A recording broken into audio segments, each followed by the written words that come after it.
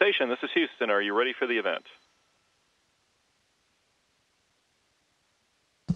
Houston Station, we are ready to bring NPR on board. Nashville Public Radio, this is Mission Control Houston. Please call station for a voice check. Station, this is Nashville Public Radio. How do you hear me? We have you loud and clear. How me? You sound great. Well, greetings from Middle Tennessee.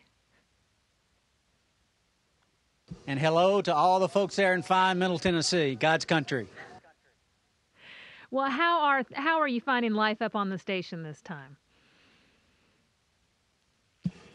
Oh my, it's fascinating is not a good enough word to describe it. It's fascinating, it's wow, it's amazing, it's all those adjectives and more. It's been fantastic. Now, I understand you've been up there before for a short visit when you had a shuttle trip up, but there's some extra equipment and the Node 3 with a nice big window to look out that I hear you were really looking forward to that. Oh, absolutely. When I was here on the shuttle mission, 11 days is about what we had, and it was busy. I mean, it was go, go, go the whole time because you only have so much time to get all the work accomplished you want to do. So there was very little time to just sit and stick your nose and look out the window. And the month that I've been here, it's been fairly busy as well, but I have had those opportunities to go to the cupola, as you mentioned, which is attached to Node 3. Neither of those were here the last time that I was here. And that big 360-degree view of the Earth, and it's just, gosh, it's awe-inspiring. It's amazing. So how is the mood on the space station today after the accident yesterday that destroyed some of the supplies you were expecting to have show up? Yeah, that's an interesting question. It is somber in many respects. We're very grateful. It appears that no one was injured. That's the first thing that came to all of our minds. We were watching the event. They had it piped up to us live as it was taking place, and that was, of course, our first concern. Certainly, there's a great number of people across the nations put a lot of effort into this mission and the preparing for it and the operations that were going to take place while it was docked. And, of course, that's not happening now. So we feel a lot for the people that work at Orbital, fine people, for our friends. They've got a couple of rough weeks ahead, and we know that. So our thoughts and our prayers go out to them as they press ahead and figure out what happened and then continue it and come up here another day. Well, how does this affect the experiments that you are focused on up there at the station? Were you expecting supplies for some of the work that was on your list of things to do? Certainly, there's a few things that we were on that orbital vehicle that we would have been using had it made it. But we have many experiments ongoing, plenty to fill our time. It would have been a fast and furious pace while Orbital was here, and it'll still be that. But certainly, we'll miss out on some of those things that it would have brought. Now, of course, there was the American shipment of food on there. Does this mean that you're going to be eating a lot more borscht and a little less? I hear shrimp cocktail is usually the popular thing from NASA. Oh, me. I like borscht, so borscht would be great if that's all we had. No, I think we've got we plan for 4 to 6 months ahead, so we've got plenty of food to keep us, all varieties. The people that prepare our food, Vicki Calaris and others in her group, they do a great job preparing it, and we're grateful for that, so we've got plenty to last us. How are your experiments going so far that you are specifically working on? I understand that you were planning on doing some work with combustion and of course, studying the effects of space on the human body. Yeah, all those are ongoing. The effects on the human body obviously take place from the day that we launch to the day that we land. And those are ongoing daily. We're doing salivary markers. They're testing our urine and other parts and other things associated with all the physiology that we partake in every single day. So those are ongoing. We've completed a great number of experiments since I've been here, specifically research with respect to osteoporosis in the human body and those type of things. Immune system kind of changes. We see some changes in the immune system when you go to zero gravity for periods of time. We've had ongoing experiments associated with that. So it's fast and furious, like I said, and continuing. Now, I understand you have been out on a spacewalk just in the last week or so. And that's a day of prep and then a day of the spacewalk as well. That must have been just a tremendous experience. Oh my! Again, that's hard to put into words, and it was many weeks of prep, many months of preparation for a lot of the folks on the ground, preparing and getting ready for this as they prepared procedures and the choreography of how everything was going to go. And I can tell you, it's a very, very satisfying when you have some major components that you change out and when it's all said and done, everything powered up nicely and everything works. And that's, like I said, that's very, very, very satisfying. That's the first thing. But of course, you can't get past the view when you're out there. I wrote a note to my family and I shared with them how, as you look through the vacuum of space, there's no dust particles, there's no moisture in the air that inhibits the light as it travels through that medium. And so as you looked in through that vacuum and just, I shined my visor real good so I could just see it clear and how just unbelievably clear the view is. It's just, like I said, it's mesmerizing. How did it feel to be out there in space with so little between you and the vacuum and just witnessing it all? I mean, just emotionally, what was that moment for you? Oh my! Again, this is radio, so your viewers can't see this. I'm actually talking to you from the airlock, and I've got a couple of spacewalking suits that I've been working on today, preparing them for future spacewalks. And if I could have pinched myself through the fabric and felt it, I would have tried to do so, because it's hard to believe that you're actually doing something like that. I mean, putting on it's a one-man spacecraft. And going out into the vacuum of space, and you and Reed Wiseman were the two of us that were out there at the time, and you're the only people in the universe that are taking part in this very unique opportunity. And just the thought of being there outside the station, going from one place to another on the station, working hard and looking down at, like I said, the mesmerizing beauty of the Earth and the stars above. It's hard to put into words, but trying to do so, it was just oh my, wow. Now, I understand you take command pretty soon of the space station. What change do you expect that to be for you? Day to day, there won't be any change at all, really. I mean, it's the command of the space station is something special, something I'm very grateful that will take place here in just a couple of weeks, like you said, when Expedition 41 turns into Expedition 42. Maxim Sarayev is our commander right now. He's a great guy, and just, he leads by example. And I hope to do the same thing. And day to day, the ground, Mission Control in Houston, they set our schedule. So day to day, there's not a lot as far as command goes. It's really those unexpected and hope those emergency type situations don't occur where you kind of need a chief of the tribe, and that's kind of what it's all geared towards. So I don't expect a lot of change at all with respect to taking command. Watching the video when you docked and entered the space station and were able to talk to your family, I know your daughter asked, how do your knees feel? How does your body feel after the time that you've been able to be up there now to really adjust? I feel very, very fortunate. I mean, if you could see, your fluid shifts in your body throughout your body, so your face gets a little puffy and kind of stays that way for most people, some people, and I'm no different there. So you feel that little difference there, but as far as any kind of queasiness or whatnot, I did not experience that. It was if I'd never left here when I finally got back. And my transition was almost seamless, and I'm very, very grateful for that. And how are my knees? The Soyuz is a wonderful vehicle, very capable, but it is a small vehicle, and it's designed that way purposefully. I won't go into all those details, but in that vehicle, you kind of got to ball yourself up a little bit. So that was what my daughter's question was about. Since I was all balled up, how did my knees handle? Because you're laying there on the pad roughly 2.5 hours before you launch. So, and then another, 4.5 hours before you dock. So it's quite involved. Well, thank you very much. Oh, it's been my pleasure. Thank you. Station, this is Houston ACR. That concludes the Nashville Public Radio portion of the event. Please stand by for a voice check from WCYB-TV.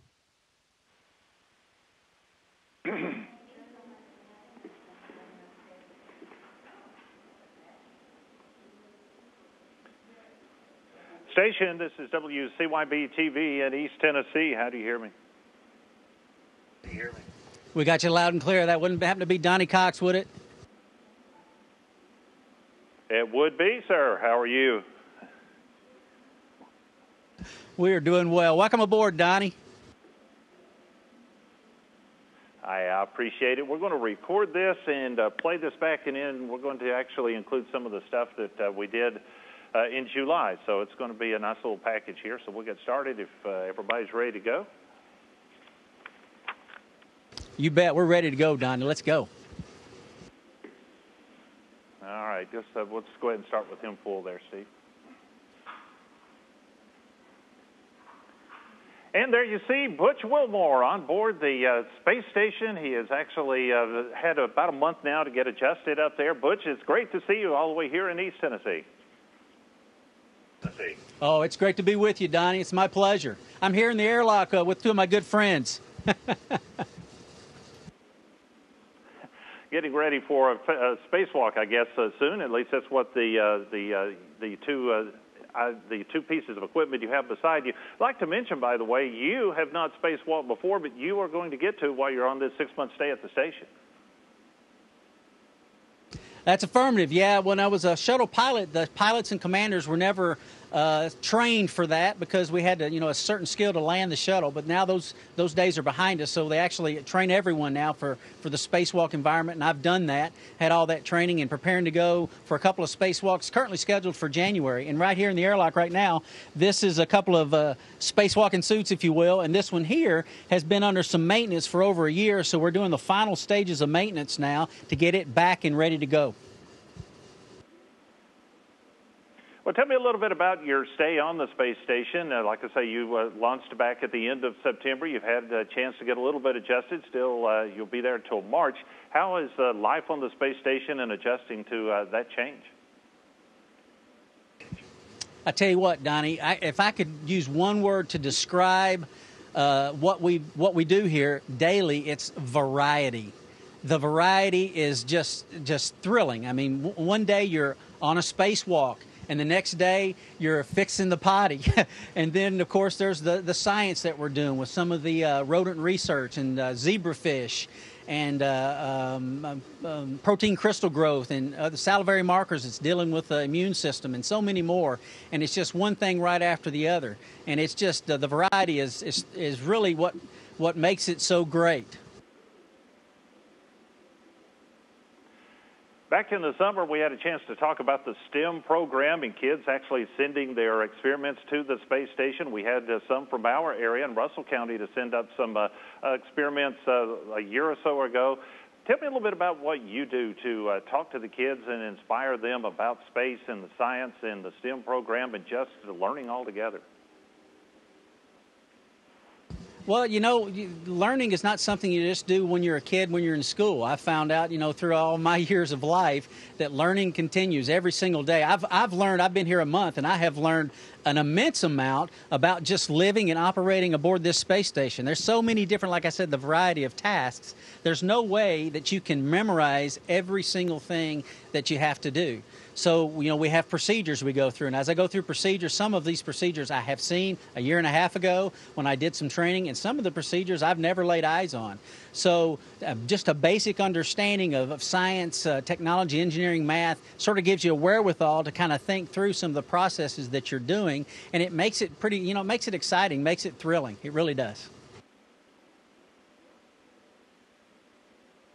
Well, and as we go through the next couple of months, of course, we'll be seeing the changing of the guard, so to speak. You move into a new role starting up in about a couple of weeks from now. Tell me about that.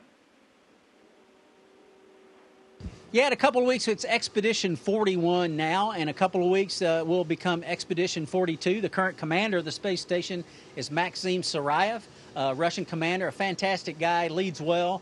And when they leave, when that Soyuz departs with Max and his crew, Reed Reisman and Alex Gerst, I'll take over as commander of the space station. And really, day to day, my role really won't change significantly. It'll be pretty much the same. But as command, it's kind of geared toward any kind of situations that you hope don't happen, the emergency type situations, to where you kind of got to have a chief of the tribe and direct things here and there. And that's kind of what that's geared towards. So I really don't see a lot of things changing.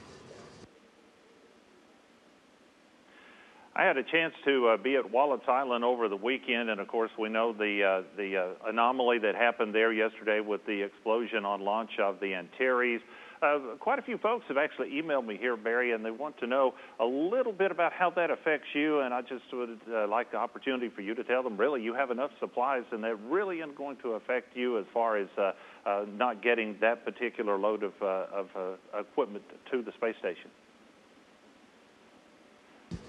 Yeah, you know, last night we were watching it live. NASA uplinked the launch live, and we were watching it when it occurred. And of course, it's a very somber time because we got a lot of friends that work with Orbital, and it's a great loss. When you lose a vehicle like that, you know, there's a lot of work, a lot of investigation in the future ahead. So, you know, our thoughts and prayers go out to those folks with respect to that. And certainly people across this nation have worked hard on that mission as well. Mission Control was geared up during the time it was here, and a lot of people are prepared for it.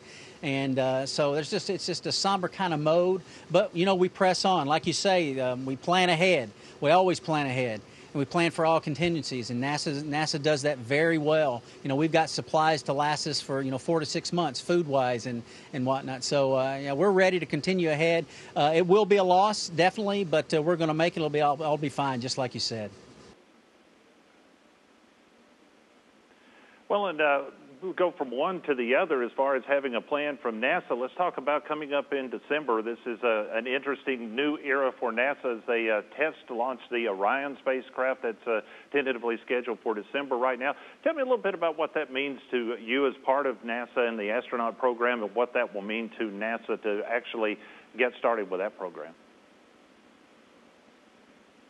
Yeah, that's the baby steps towards big changes for us. You know, right now, Donnie, we launch 3 to 4 U.S. astronauts a year to the space station.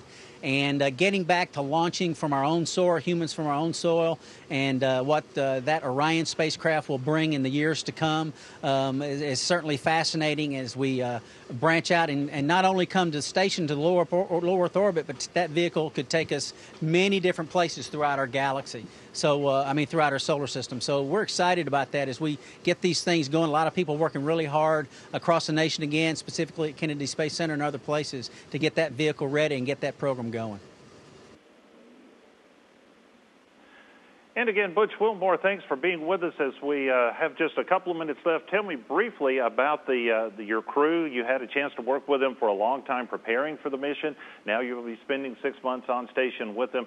Just introduce us to these folks a little bit and remind us who they are. Yeah, again, right now, Maxime Sarayev is the Expedition 41 commander. I'm looking at him actually right across the way. He's on our treadmill right now. He flew up here with Reed Wiseman. He's the United States segment lead right now, a very sharp guy, another Navy pilot, if you will. And he's been leading this segment well the month that I've been here. He's taught me a lot. Alex Gerst also, if I look straight through again, he's on the resistive exercise device doing some working out from Germany. Another, super intelligent PhD type of individual. And then with my crew that came up with me, there's Alexander Samakutiev. He was our Soyuz commander and performed just absolutely exceptionally well in a Soyuz as we came up. I don't know if you know, but we had one solar array that didn't deploy, and he handled that with grace and just really, really inspiring how he handled all that situation. And Elena Serova, the first female cosmonaut in almost 2 decades. She's up here well. She's adapted very well as well. And then in just a month or so from now, Terry Virts, Samantha Cristoforetti, and Anton Skleplarov will also launch in their Soyuz 41S, and they'll join us when Max and his crew leaves. So we've worked, like I said, we've worked together for many years in training, and it is absolutely wonderful to work together in space. It's great. Okay, Butch Wilmore, thanks for joining us this afternoon live from the International Space Station. Glad to have time to visit with you. Look forward to visiting with you again maybe later on this winter. And again, best of luck and wishes to all of you that are working hard on board the space station. Thank you, Donnie. It's our pleasure. Thank you. Station, this is Houston ACR. That concludes the event. Thank you. Thank you, Nashville Public Radio and WCYB-TV. Station, we are now resuming operational audio communications.